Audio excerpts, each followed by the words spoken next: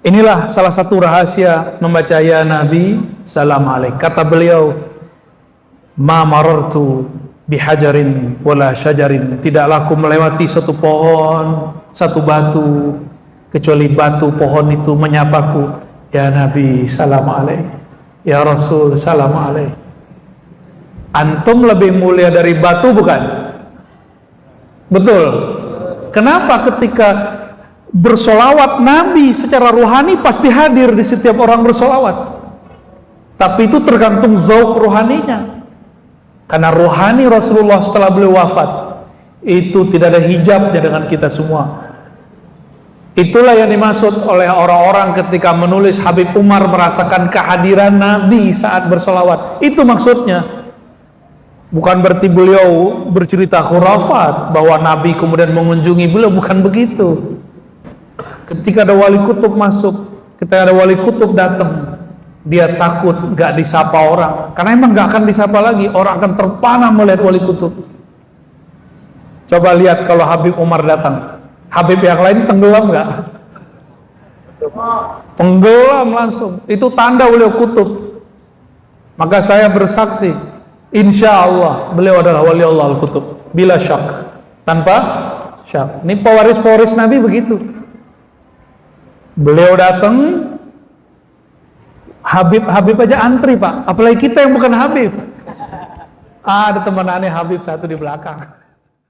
Untuk teman-teman yang menonton kajian ini, jangan lupa bersalawat kepada Nabi kita Rasulullah Muhammad SAW. Allahumma salli ala Muhammad wa ala ali Muhammad. Baik, jadi kenapa kita baca ya Nabi salamu alaik, wahai Nabi, salam dari umatmu kepada engkau. Itu masih hambar. Antum hambar kalau bahas itu. Tapi kalau baca wahai Nabi, salam dari ruh, yang ruh ini dulu adalah percikan dari ruh, baru berasa Pak. Alam ini ada karena nurmu, maka kami anak-anakmu juga, meskipun bukan anak nasab. Kalau kita begitu bisa rindu gak? Antum pasti rindu, karena itu beliau Abul Ruh, Abul Arwah, kakek dan bapaknya semua ruh. Wa tawassa'a imamuna Ahmad Al-Kattani ala hadzal bab, ya. Imam Kattani dalam kitabnya Khabi'atul Qaul itu membahas itu sangat panjang sekali, bahwa Nabi Muhammad sallallahu alaihi wasallam sebelum para nabi ini diutus ke alam semesta, ruh mereka dulu diajak ngobrol oleh Allah. Ini ditulis oleh Sidi Ahmad Al-Kattani. Siapa namanya? Itu muassis Tariqah Al-Kattaniyah Al-Muhammadi Al-Ahmadi. Itu nama lain dari Tariqah Khidriyah. Jadi setiap mursyid yang sudah wali kutub, dia jadi Khidriyah. Saya dituduh sama kawan saya, tidak ada Tariqah Khidriyah Mu'tabarah. Ya salam, ente baca kitab Jami'ul Usul Aulia, di situ tertulis Tariqah namanya Al-Khidriyah. Al-Khidriyah. Saya mau diadu-adu sama Jatman, ya salam, saya hormat takzim kepada mursyid-mursyid yang ada. Dan jangan adu-adu saya dengan Jatman. Jatman bukan mahkamah, ingat. Ya, kita menghormati dari dulu. Saya sampai sekarang masih takzim kepada Habib Lutfi. Sampai sekarang masih takzim karena beliau dua hal, beliau mursyid dan beliau seorang habib. Walaupun ada beberapa pandangan yang berbeda, nggak ada masalah. Kita berbeda bukan berarti kemudian tidak hormat. Sebagai kecuali antum kurang waras, berbeda langsung nggak hormat. Itu kurang waras namanya, ada kurang dikit tuh. Para nabi ditanya oleh Allah, ruh-ruhnya ini, kamu mau gak? Gitu. Hormat kepada ruh ini, sumbernya ruh kalian. Kalau mau kalian akan diutus jadi nabi. Tertulis di kitab Khabiatul Kaun, Sidi Ahmad Al-Kattani. Beliau membuka ilmu ini karena beliau seorang pejuang, banyak yang hasad di zaman pemerintahan masih kerajaan-kerajaan di Maroko. Gak tahu kenapa beliau kemudian syahid, meninggal, umurnya belum sampai 40, tapi kitabnya sudah 300-an. Itu gimana cara nulisnya tuh? Umur belum nyampe 40, tapi sudah nulis 300 kitab. Itulah karomah ulama akhir zaman. Bisa nulis, bisa mengerti ilmu yang tidak dimengerti oleh orang belajar 10 tahun, 20 tahun, belum ngerti dalam sesaat. Jadi karomat wali itu sekarang bukan pada terbang, enggak, nanti muncul lagi. Sekarang di akhir zaman ini dimulai karomah itu pada memahami hal-hal yang berat. Ya, inilah salah satu rahasia membaca ya Nabi salam alaik. Kata beliau, ma marartu bihajarin wala syajarin, tidaklah aku melewati satu pohon, satu batu, kecuali batu pohon itu menyapaku, ya Nabi salam alaik, ya Rasul salam alaik. Antum lebih mulia dari batu bukan? Betul. Kenapa ketika bersolawat Nabi secara rohani pasti hadir di setiap orang bersolawat, tapi itu tergantung zauq rohaninya. Karena rohani Rasulullah setelah beliau wafat itu tidak ada hijab dengan kita semua. Itulah yang dimaksud oleh orang-orang ketika menulis Habib Umar merasakan kehadiran Nabi saat bersolawat. Itu maksudnya.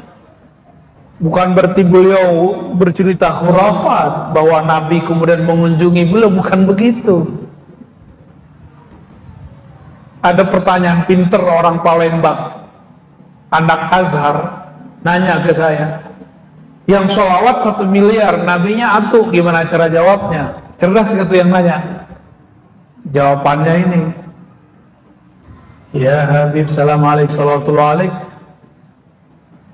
Asyraqal gimana? Ilmanya itu di mana nih? Yang sholawat tadi mana? Udah hilang. Asyraqal badru alaina min thaniyatil wada. Kalau di sini versinya fakhtafat minhul budur. Jadi ketika terbit sang purnama, maka semua bulan-bulan yang lain lenyap. Kalau terbit Rasulullah sang purnama, terbit matahari, bintang masih kelihatan? Masih kelihatan nggak? Udah nggak kelihatan. Siang-siang ada bintang nggak? Padahal ada bintang kan? Tapi terlihat nggak? Rasulullah itu disebut anta syamsun. Iya, coba dibaca sama-sama. Anta syamsun, anta badrun, anta nurun fawqanur. Engkaulah pelita matahari sang surya. Anta badrun, jika siang engkaulah surya, jika malam engkaulah purnama. Anta nur fawqa nur, cahayamu melebihi semua cahaya. Kalau Rasulullah sudah lewat, kita hilang. Kalau wali kutub sudah masuk, wali yang lain pun akan hilang. Mursyid-mursyid itu nggak semua siap ketemu wali kutub, karena nggak tahan. Ini sebagian mursyid ya, sebagai mursyid yang terhijab. Ketika ada wali kutub masuk, ketika ada wali kutub datang, dia takut gak disapa orang, karena emang gak akan disapa lagi. Orang akan terpana melihat wali kutub. Coba lihat kalau Habib Umar datang, Habib yang lain tenggelam gak? Tenggelam langsung. Itu tanda beliau kutub. Maka saya bersaksi, insya Allah beliau adalah wali Allah al-kutub. Bila syak, tanpa syak. Ini pewaris-pewaris Nabi begitu. Beliau datang, Habib aja antri Pak. Apalagi kita yang bukan Habib. Ada teman aneh Habib satu di belakang. Ya. Itu antum kalau nggak mau bawa marga nggak bisa masuk. Nggak bisa masuk. Itu baru di dunia. Mau ketemu Habib, gimana mau ketemu Rasulullah? Makanya orang meninggal nggak bisa langsung ketemu Rasul. Harus punya nasab atau sanad, dua. Punya nasab tapi tidak mewarisi akhlak, ditolak sama Sayyidah Fatimah.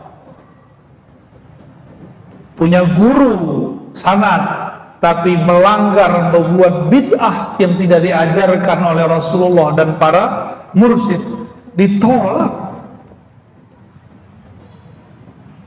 Gitu. Jadi tidak semua orang bersanad itu diterima, tidak semua orang bernasab itu diridhai.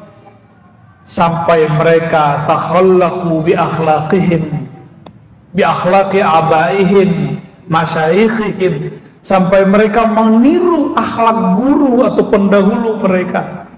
Kalau enggak, ini diskusi saya dengan Ustadz Buya yang saya minta ngajar di sini, gantiin saya ngajar kitab Haqaiqut Tasawuf yang saya sudah ijazahkan, Buya Zul Asfi. Karena ngaji ke beliau ya, ngaji kitab Haqaiqut Tasawuf. Beliau sangat mengerti yang saya maksud. Apa kata saya? Tasawuf itu babnya dimungkinat, bab yang mungkin secara akal dan rohani. Sebab akidah kebanyakan bab wajibat dan mustahilat, yang wajib dan mustahil. Maka kalau ada orang ahli akidah, ahli kalam, ahli sifat 20 belum bertasawuf secara rohani, secara tarbiyah dan irsyad, gak akan faham tentang apa yang saya sebut bab ismur ruh, abur ruh, gak akan faham. Dan kita gak masalahkan kok.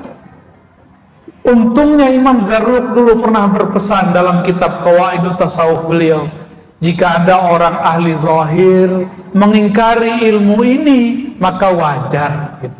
Maka saya anggap itu wajar. Kalau nggak terjadi malah nggak wajar.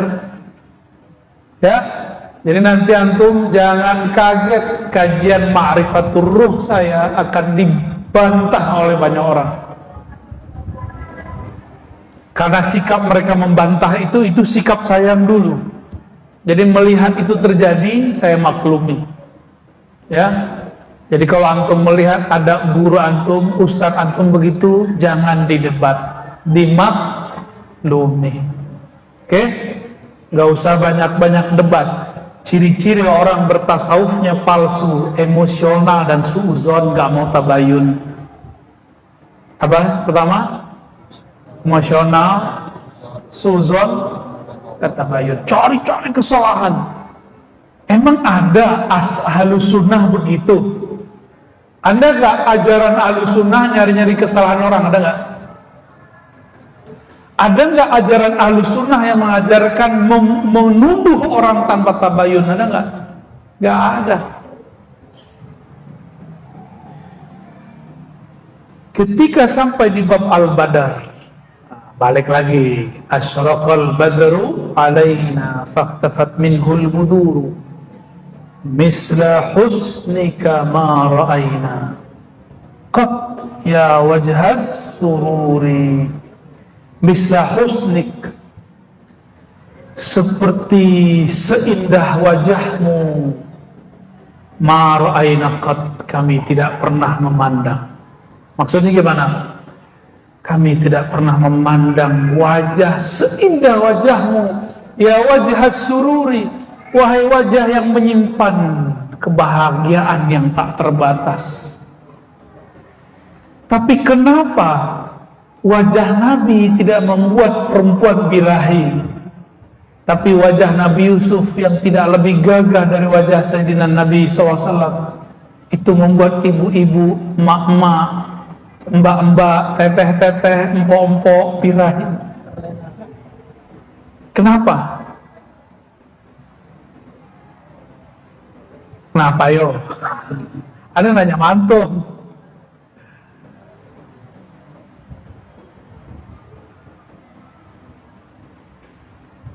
Nabiullah Yusuf dizahirkan jamalnya. Nabi Muhammad SAW disirkan jamalnya. Itu. Seandainya jamalnya Nabi dibuka, itu bukan hanya motong-motong tangan. Antum ngelihat Nabi nggak berdiri, lupa napas berhari-hari. Pernah gak jatuh cinta dengan seseorang, kepikiran berhari-hari? Pernah gak jatuh cinta seseorang lalu air mata mengalir? Cowok aja bisa nangis loh. Ente pernah nangis nggak rindu orang? Pernah tuh kan? Nah nangis? Tuh, cowok bisa nangis. Apakah itu pertanda? Apalagi ibu-ibu ya, ibu-ibu kalau lagi kangen seseorang bisa nangis, itu wajar. Tapi kaki kejepit nangis juga nggak? Allahumma shalli ala sayyidina.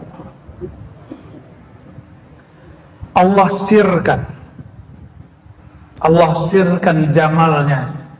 Tapi jika dibukakan oleh Allah, maka muncullah syair ya jamalu ya jamal. Imam ini diberikan sir itu, maka ketika beliau nulis ini, ditulislah misla husnika ma ra'aina qat, seindah wajahmu kami tidak pernah lihat wahai Rasulullah.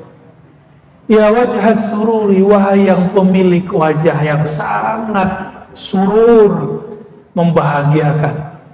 Jadi memandang wajah Nabi dari jauh membuat kita senang, dari dekat menambah cinta. Makanya sahabat-sahabat Rasulullah ini ketika ditemui oleh para tabi'in yang wali, bertemu Sayyidina Anas, apa kata mereka? Mana wajah Rasulullah? Mana wajah yang dulu wajahmu memandang Rasulullah? Izinkan kami memegang pipinya.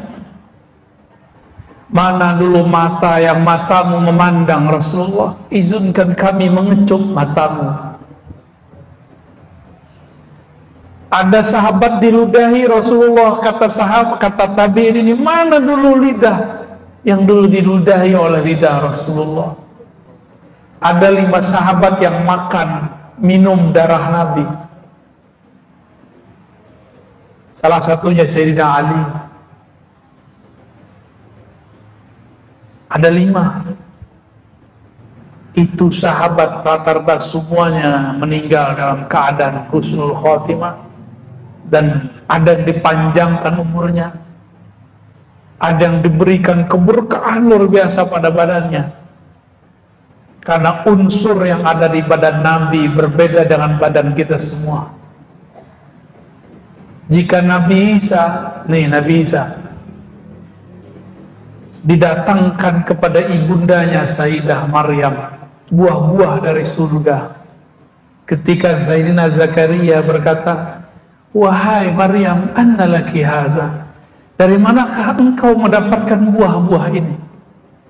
Kata beliau, min indillah, ini dari sisi Allah. Saya mau tanya, lebih mulia Sayyidina Isa atau Sayyidina Muhammad sallallahu alaihi wasallam? Sayyidina Muhammad. Benarlah tertulis di kitab ini, Sayyidatuna Aminah setiap malamnya bertemu ruhaniyah para malaikat dan para nabi. Berikut semua buah-buahnya pastinya. Maka Nabi Yuna Muhammad, unsur-unsur dalam tubuhnya bukan saja dari buah-buahan bumi, bukan dari daging-daging bumi, tapi langsung dari buah-buahan surga. Sallallahu alaihi wasallam. Maka beliau, apapun dari tubuhnya, tidak ada yang kotor. Ini fikih khusus Ahlul Bait. memahami khasa'is an-nabawi. Ditulis oleh Maulana al-Imam al-Hafiz as-Suyuti, Imam Ahlus Sunnah. Apa kata beliau? Inilah al-khasa'is al-kubra, keistimewaan Rasulullah sallallahu alaihi wasallam. Maka siapapun zuriat Rasul di tubuhnya ada nur itu, maka kita wajib menghormati mereka, meskipun mereka beda faham politik dengan kita, meskipun mereka bahkan beda faham akidah dengan kita. Gitu, hormat bedakan dengan ikut. Itu juga sebabnya para ulama kita agak sanksi dikit santri-santri nikah sama syarifah. Sanggup nggak menerapkan adabnya ketika antum nikah sama syarifah? Kecuali adab itu sudah lebur. Ya. Makanya kalau ada orang nikah dengan syarifah rame itu, rame para habaib rame. Meskipun secara fikih umum boleh, tapi fikih khas ini jadi berbeda. Tapi sayang para syarifah akhir banyak yang telat menikah. Nunggu Habib nikahnya sama perempuan biasa. Gak tahu kenapa ya, maharnya kegedean kali ya. Allahumma sholli ala Muhammad. Tapi ingat, nasab Nabi itu dua. Ada nasab jasadi, ada nasab ruhi. Nasab jasadi kita sudah tahu kitabnya banyak. Saya punya beberapa kitab nasab, mulai daripada Al-Haddad, Al-Mutahhar, As-Saggaf, banyak sekali itu, sampai kepada fam yang kurang terkenal, Bazar'a, Mahjub.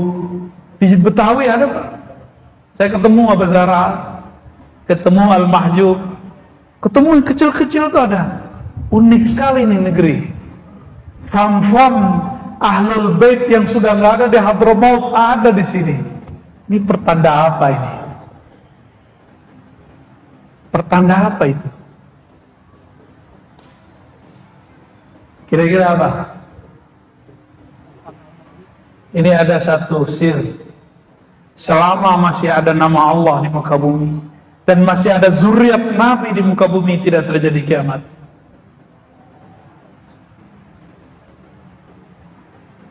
Nih rahasianya. Hatta wa in kana syi'atan, meskipun dia seorang Syiah, Rafidhah. Apalagi jika dia Ahlus Sunnah. Karena di darahnya masih ada darah Rasul. Itu darah kan zikir terus, salawat terus.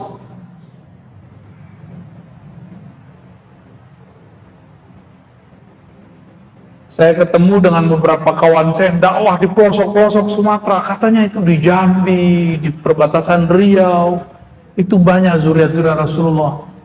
Namanya lucu-lucu, Eko Al-Haddad. Lucu gak tuh? Bagi saya lucu itu ya. Eko Al-Haddad ini contoh aja Pak. Jadi dia masih tahu fam belakangnya, tapi depannya Eko. Mereka sudah nggak ngerti tentang apa namanya, kemuliaan nasabnya, sudah campur luar biasa. Itu dulu banyak. Mungkin dulu di masa-masa tahun 1700-an pernah terjadi gejolak di Hadramaut, di Tarim, di Yaman, lalu banyaklah gelombang yang berpindah ke negeri kita. Wallahu a'lam bishawab, negeri kita Indonesia dapat berkah. Ya, muka-muka kita yang nggak jelas begini dapat berkah melihat wajah-wajah zuriat Rasulullah sallallahu alaihi wasallam. Maka dalam hati mesti ta'zim kepada mereka. Tapi yang kedua, nasab ruhani. Yang beliau katakan al-ulama warasatul, ulama itu yang kenal Allah. Ingat, bukan yang pintar baca kitab, bukan yang pintar debat, bukan yang suka nyari kesalahan orang. Ulama itu yang takut kepada Allah. Ulama itu yang di kolbunya ada rahmah, ada kasih sayang. Karena Rasulullah itu rahmatan lil, maka ulama itu pasti mewarisi rahmahnya Rasulullah SAW. Antum lihat ada orang jago baca kitab nggak ada rahmah, itu bukan ulama, bukan ulama akhirat. Jadi ulama akhirat itu bukan partai politiknya apa? Ulama akhirat itu ulama, innama yakhsyallaha min ibadihil ulama, surat Fatir ayat 28. Ingat-ingat surat apa? Yang takut kepada Allah cuma ulama. Mau dia jadi pejabat, mau jadi orang biasa, mau jadi guru, dia takut kepada Allah Subhanahu wa ta'ala. Takutnya pakai kata khosyah. Khosyah itu takut tapi ada harapnya. Kalau khauf, gundah gulana. Itu perbedaan khauf dengan khosyah. Sayyid, syarifah, tapi galau, berarti belum ulama.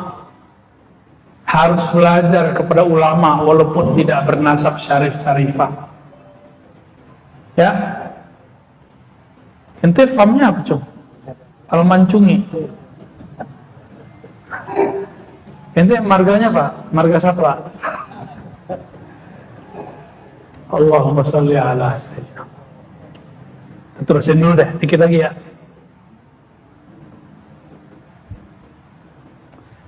Anta syamsun, anta badrun, anta nurun fawqa nur. Nur fawqa nur itu boleh diartikan cahaya, tapi bukan cahaya ini. Ya, bukan cahaya fisik. Nur fawqa nur, nur bijinya nur. Nur asal semua nur. Kita sebut namanya Nur Muhammad sallallahu alaihi wasallam. Yang ingkar kajian Nur Muhammad pasti bukan ahlu sunnah. Karena ulama ahlu sunnah kita semuanya bahas tentang Nur Muhammad sallallahu alaihi wasallam. Sekarang ada yang ngaku ahlu sunnah tapi ingkar kepada kajian Nur Muhammad sallallahu alaihi wasallam. Anta iksirun wa ghali, anta misbahu suduri. Engkau adalah benda yang sangat mahal, permata yang sangat mahal, barang berharga yang sangat mahal. Saya mau tanya antum, kalau punya barang mahal dijaga bener atau dipajang di luar? Coba di rumahnya yang paling disimpan itu benda berharga atau benda biasa? Yang mana? Yang berharga, bener. Sampai dipakai apa namanya itu? Ya, apa? Berangkas. Saking ingin menjaga itu barang. Berangkas itu besi ya, baja, sulit ditembus. Tapi nggak usah dihancurin kalau menembus berangkas. Cukup masukin nomor. Nah, itu kata kuncinya. Ya, Rasulullah itu nomornya pakai sholawat. Masukin kode sholawatnya, antum wusul kepadanya. Terbukalah iksir wa ghali. Ya, anta misbahus suduri. Itu permata, itu barang berkelip-kelip. Jika engkau berselawat dengan ruhmu kepadanya, ruhnya akan menyinari ruhmu. Jika kolbumu berselawat kepada kolbunya, kolbunya akan memantulkan cahaya ke dalam kolbu. Maka ada namanya selawat, disebut selawat ruhiyah. Allahumma salli ala ruhi Sayyidina Muhammadin fil arwah, wa salli ala Sayyidina Muhammadin fil ajsad, salli ala Sayyidina Muhammadin fil qubur. Itu masuk dalam salah satu bagian selawat yang diajarkan Imam Al-Jazuli yang tadi saya cerita di Magelang. Dan kok masih ada ya orang selawat sebanyak itu di negeri ini. Di tengah hiruk pikuknya dunia masih ada orang yang bersolawat. Maka kalau cari wali nggak usah jauh-jauh ke tanah mana, banyak di tanah Jawi. Saya pikir-pikir, apa tuh ada petilasan Syekh Subakir di Magelang, bener nggak? Ada yang pernah dengar? Coba nanti antum cari-cari tahu Syekh Subakir. Ternyata sir-sir beliau masih ada di kota Magelang. Kota Magelang itu boleh disebut kotanya para mursyid dan para kiai. Banyak mursyid. Surut sini mursyid tarekat Qadiriyah Naqsabandiyah. Sini Syadziliyah. Ono apalagi begitu. Banyak sekali. Salah satu kota yang saya rindukan untuk mampir ke sana. Ya, nanti antum ziarahlah ke para masyayikh. Di situ ada Mbah Dalhar. Simbahnya yang saya sebut tadi itu dapat ijazah dari Mbah Dalhar. Itu udah tua sekali. Angkatannya Hadratus Syekh Hasyim Asy'ari bahkan lebih tua barangkali. Mereka beramal dengan sholawat-sholawat, dan ini salah satu sholawat yang diturunkan model-modelnya. Ya, jadi Islamnya kita ini sangat tua dan sangat orisinal. Ya, alhamdulillahirabbil alamin. Mau diterusin nggak nih? Aduh, ngeri aneh. Bacanya agak bisa meleleh ntar nih. Udah dulu deh. Ya, tanya jawab. Jadi inilah rahasia kenapa kita kalau ada muallim datang kita baca ya Nabi salam, berharap dengan sanad beliau salam kita sampai kepada baginda Rasul sallallahu alaihi wasallam. Ada Habib masuk, kita berharap dengan nasab beliau kita salawatnya sampai kepada Rasulullah sallallahu alaihi wasallam, ya. Maka saya minta ampun kepada Allah jika saya pernah sul adab kepada ulama wali-wali Allah, dan saya minta maaf kepada mereka, para zuriat Nabi, para masyayikh mursyidin, aulia-aulia Allah, ya. Taib. Ummi Maryam Al-Fadaniyah. Baik. Salam balik buat keluarga ya. Salam ta'zim semua. Bagaimana cara menumbuhkan kerinduan? Rindu itu karena kenal. Kalau nggak kenal nggak mungkin rindu.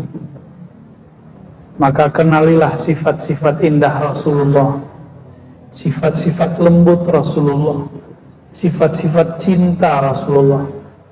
Jangan yang dibayangkan Nabi galak mulu, karena yang kebayang sama orang Nabi itu galak. Bener kan? Antum dulu belajar Islam, kata bapak kita, kata emak kita, kamu gak sholat neraka. Jadi kebayang sama kita kalau Rasulullah tuh suka neraka-nerakain orang. Enggak, itu enggak benar. Ada orang Arab Badui datang ke Nabi ngelangkain semua orang, terus bilang, ya Muhammad. Nabi enggak marah. Enggak marah. Nabi enggak bilang, gue Rasul, gue dokter, enggak perlu gitu. Ya, ada antum nih bentak saya enggak akan marah. Karena Rasul ketika digituin orang tidak marah.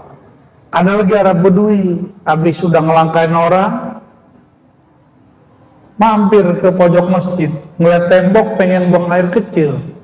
Jadi dia tuh kayak sopir angkot zaman dahulu, ngeliat tembok kebayang sama dia WC. Wah, nembak dulu nih. Itu Arab Badui. Tapi Nabi nggak pukul, nggak larang, dibiarin pulang.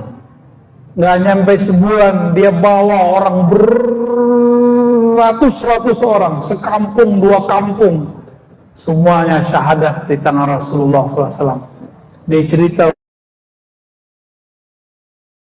oi, itu Muhammad, itu beneran Nabi, gua kencingin masjid ya dia nggak marah. Yang ngomong siapa? Orang Badui. Haji. Kita dikritik dikit udah marah-marah ya, saya maksudnya. Maka dikritik dikit marah ya, biasa aja. Orang nggak ngerti, banyak kritik. Orang nggak paham, banyak ingkar. Kan itu yang dikatakan Imam Ghazali. Ya. Ingkar itu banyak muncul pada orang yang jahil. Nanti antum dituduh kena hipnotis sama aneh ntar. Ada yang kena hipnotisnya dari tadi? Siapa yang tidak terhipnotis ketika dikisahkan Rasulullah SAW? Ada nggak? Berarti hatinya bermasalah. Orang semua tersentuh, dia nggak tersentuh, berarti kalbunya masalah. Orang semua asik rindu Rasul, dia nggak rindu Rasul, dia bilang dongeng apalagi narogi. Berarti ada masalah di kalbunya. Tapi kita nggak boleh mempermasalahkan dia. Justru kita sedih ada orang kayak dia. Ya, jadi jangan emosi ya. Walaupun seharusnya aneh yang emosi itu. Ambil sifat Nabi. Semua sifat Rasulullah itu adalah terjemahan dari Asmaul Husna. Dan ingat, semua sifat Nabi itu adalah terjemahan dari Al-Asmaul Husna. Nabi mengatakan man ahsaha dakhalal jannah. Siapa yang meresapi Asmaul Husna masuk surga. Maka ambillah satu sifat Allah Rahman, cintai semua makhluk Allah. Ambil Rahim, cintai kekasih-kekasih Allah. Gitu caranya. Ambil Karim, berbuat baik kepada orang, jangan pernah ingat kebaikan kita. Kita dihujat orang, gak pernah menghujat balik. Itu Karim. Itu apa? Karim. Bisa gak begitu? Kita belajar ya, saya juga lagi belajar. Kita dikafir-kafirin orang, gak mengkafirkan orang.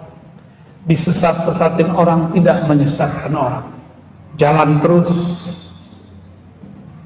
Rasulullah ketika disesatkan belum berhenti kan? Belum berhenti kan? Nabi pernah dibilang apa? Dhalalin mubin, sesat. Majnun, apa arti majnun? Gila. Yang ketiga, sahirun, jahil, apalagi kahin, dukun. Sahir penyihir, kahin, dukun. Antum bisa bayangkan gak? Abu Bakar As-Siddiq bawa semua hartanya kasih ke Nabi. Itu Nabi kayak gimana tuh sampai kemudian Abu Bakar menyerahkan semua hartanya ke Nabi? Kalau Nabi hidup sekarang, tiba-tiba ada orang sosok Abu Bakar menyerahkan semua hartanya ke Nabi, antum bilang apa Abu Bakar? Ente gila Abu Bakar. Ente gak punya keluarga. Kita kan ngomong gitu gak? Apa jawaban Abu Bakar? Yang nanya Nabi, gak ada yang berani nanya. Satu pun sahabat tidak ada yang berani nanya. Yang nanya Nabi, wahai Abu Bakar, kamu ninggalin untuk anak istrimu apa? Apa jawaban dia? Allah dan Rasulnya. Maka cinta kepada orang Rasul sudah nyatu dalam dirinya. Bagi dia Allah dulu, sekarang nanti sama. Sekarang gimana kira-kira? Ada orang nih dekat sama aneh, terus tiba-tiba ngasih duit terus. Antum bilang dia apa? Kayaknya Arzi nyihir dia nih kayak. Ini contoh, karena ada seorang kiai, salah satu guru saya, itu muridnya tuh seneng ngasih dia. Dituduhlah si guru penyihir, tukang hipnotis, dan itu bukan satu dua guru, saya udah ketemu sekian guru yang digituin, dan sekarang berulang lagi. Ya Allah ya salam. Ya. Seandainya Rasulullah hidup hari ini, orang akan bilang Nabi itu penyihir, sahirun. Nabi akan dituduh sebagai kahinun, dukun. Nanti semua itu akan berulang ya. Baik. Mursyid melanggar syariat, yang nilai siapa? Murid. Tapi muridnya lebih pintar dari mursyid tidak? Itu pertanyaan ente nekat, itu ente nanya.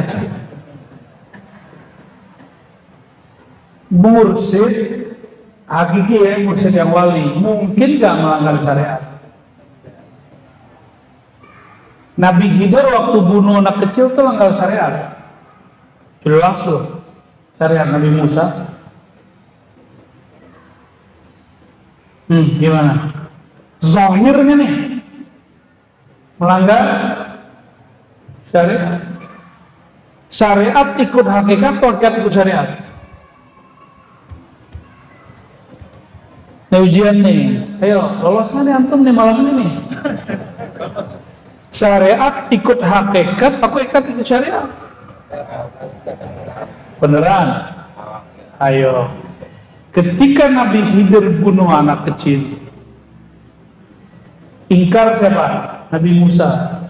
Yang punya syariat kalau bunuh dibunuh, kisos namanya. Setelah selesai kisahnya, apa kata Nabi Khidir?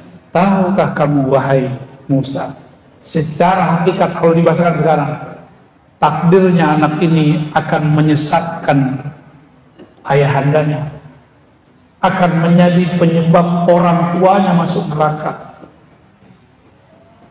Maka saya diperintahkan, tapi nggak disebut siapa yang merintahin, untuk ngambil nyawa anak ini. Gimana? Syariat gimana jadinya? Maka tidak ada pertentangan syariat dan hakikat, nggak ada. Yang ada syariat mengikuti hukum hakikat, itu kaidahnya. Asy-syari'atu tabi'atun li hukmil haqa'iqi. Tuh kaidahnya. Syariat itu tunduk kepada hukum hakikat, bukan bertentangan. Nggak ada pertentangan. Bertentangan bagi orang jahil. Itu kalau gurunya wali. Bedakan melanggar syariat dengan berdosa. Kalau mursyid bisa berdosa nggak? Di depan antum ini dapat ijazah mursyid loh. Dan saya pendosa. Saya pendosa, mata saya berdosa, telinga saya berdosa. Saya dapat ijazah kemursidan lebih dari 7 tarekat. Dan orangnya separuh sudah wafat, separuh masih hidup. Alhamdulillah Rabbil Alamin. Ini bukan pamer, tapi tahadus ini mah karena antum nanya. Karena itu pertanyaannya mancing. Saya punya sanad gak itu? Ente mau nanya kan? Cuma nggak enak aja nanya kan?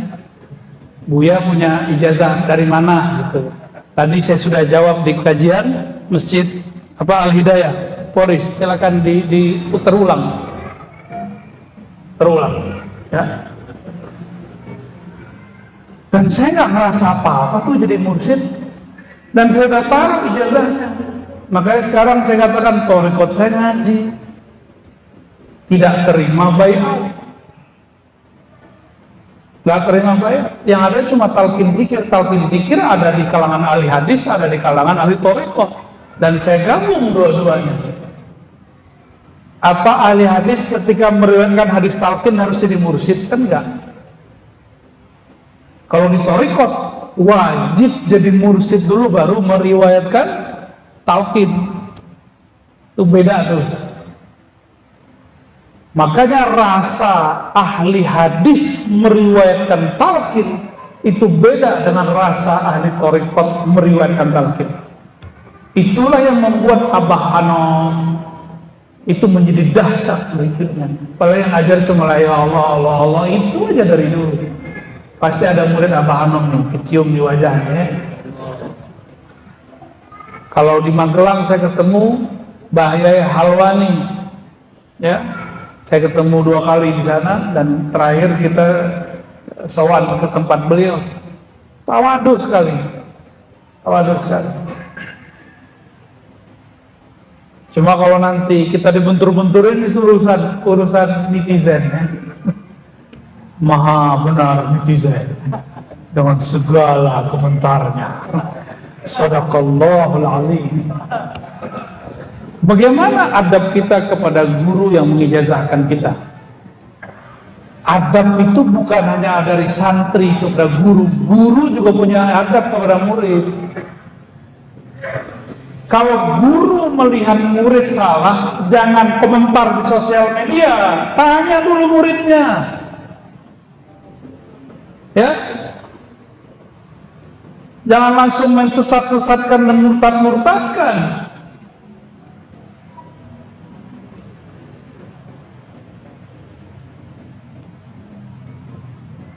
Kejadian Pak sekarang. Kejadian sekarang. Ahli hadis itu yang saya tahu, kalau dapat kabar tanya langsung ke orangnya. Itu Imam Syu'bah. Imam Syu'bah dapat satu hadis, orang yang berwudu terus baca doa masuk surga dari 8 bab, bebas. Maka dikejarlah hadis ini dari siapa aja. Hasilnya orangnya masih hidup 2-3 orang rawi. Terakhir dia bilang ini hadis dhaif. 3 bulan cari hadis, langsung kepada rawinya. Dia kemudian mengatakan ini hadis dhaif, gak benar beritanya. Syu'bah 3 bulan memastikan riwayat itu gak benar.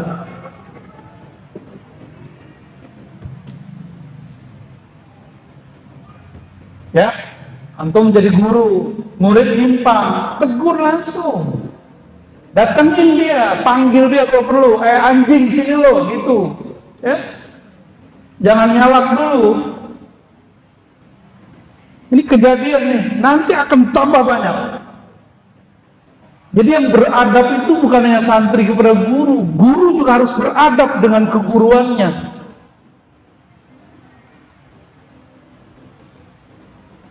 Aneh marah siapa ya? Marah ente. Aman ya? Ya, ya. Ya, lanjut. Khusyuk itu di kolbu, bukan di sini. Kenapa khusyuk nggak pernah berhasil? Karena khusyuknya pakai pikiran tuh bisa mikirin banyak hal, tapi kalau kolbu dia hanya mau satu, Allah Subhanahu wa Ta'ala. Jadi ketika berzikir jangan pakai akal, berzikirlah pakai kolbu. Lahum qulubu ya'qiluna biha. Berakalnya sumbernya dari kolbu, jangan dari otak. Otak kita bisa memikirkan banyak hal dalam satu waktu. Karena sholatnya pakai otak, maka pikirannya terkotak-kotak. Tapi kalau sholatnya pakai kolbu, wajjahtu wajhiya lilladzi fataras samawati wal ardh. Kolbu langsung menghadap kepadanya. Allah itu tidak berupa dan berbentuk, maka tidak bisa dibayangkan. Kalau ini maunya bayangin, cukup dirasakan kehadirannya, bahwa Allah itu selalu hadir dalam hidup kita. Antum bisa nafas karena apa? Karena hembusannya Allah. Bisa darahnya ngalir karena kunnya Allah. Berarti Allah sama kita dekat nggak? Jadi nggak usah dibayang-bayangin. Cukup ingat ya Allah yang menumbuhkan satu jarum. Satu apa nih? Ya Allah yang menumbuhkan satu rambut di tubuhku. Izinkan aku menyembah Engkau. Mulai bergetar tuh badannya. Ya Allah yang mengalirkan darah di badanku, izinkan darah ini sujud kepadamu. Di kepala ada darah nggak? Kita bawa dia sujud. Maka Sayyidina Ali diajarkan Nabi, kalau sujud itu bacanya dalam sholat sunat, bukan Subhana Rabbiyal A'la, tapi sajada laka sam'i wa basari wa dani wa lahmi wa izami. Sujud kepada Engkau ya Allah, pendengaranku, penglihatanku, tulangku, darahku, kulitku, semuanya. Dalam Thariqat Naqsyabandiyah disebut dengan zikir kullu jasad. Semua tubuh berzikir, zikirnya tubuh dengan sujud. Ya, Thariqat apa namanya? Naqsyabandiyah, Qadiriyah sama, TQN itu sama. Dan saya dapat ijazah Thariqat Naqsyabandiyah dari 4 orang. Naqsyabandiyah Khalidiyah itu mencakup 5 thariqat, Suhrawardiyah, Khistiyah, Qadiriyah, kemudian Naqsyabandiyah Khalidiyahnya. 4 thariqat, mencakup 4 thariqat itu. Ya,